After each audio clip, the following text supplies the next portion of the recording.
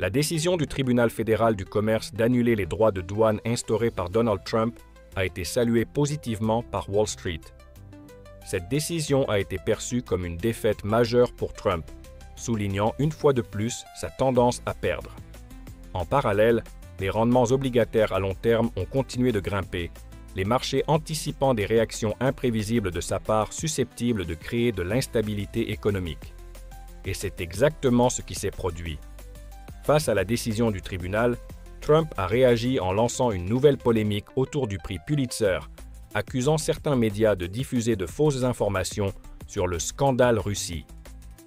Cette réponse, hors sujet, a été perçue comme un signe de panique.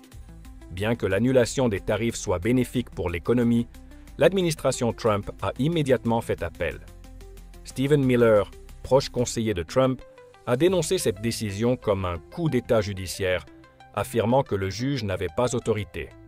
Pourtant, comme l'a rappelé un expert juridique, seul le Congrès a le pouvoir d'imposer des taxes douanières. Les républicains, qui contrôlent à la fois la Maison-Blanche et le Congrès, pourraient facilement légaliser ces tarifs en les votant, mais ils ne le font pas. Pourquoi? Parce qu'ils n'osent pas. Cette lâcheté est un des aspects les plus méprisables du mouvement MAGA, selon l'auteur du texte. Une question posée à Trump par un journaliste de CNBC illustre ce sentiment. Que répondez-vous au fait que Wall Street vous considère comme un lâche? Trump, visiblement déstabilisé, a tenté de défendre son bilan commercial, affirmant avoir mis la pression sur la Chine et l'Union européenne. Mais sa réponse a manqué de cohérence. Le texte enchaîne ensuite avec une publicité pour des vêtements avant de revenir à l'actualité juridique. La procureure générale de New York, Letitia James, a salué la décision du tribunal comme une victoire contre une politique illégale et nuisible. Selon elle, Trump a violé la loi en imposant seul ses tarifs douaniers, ce qui aurait pu nuire aux familles et aux entreprises américaines.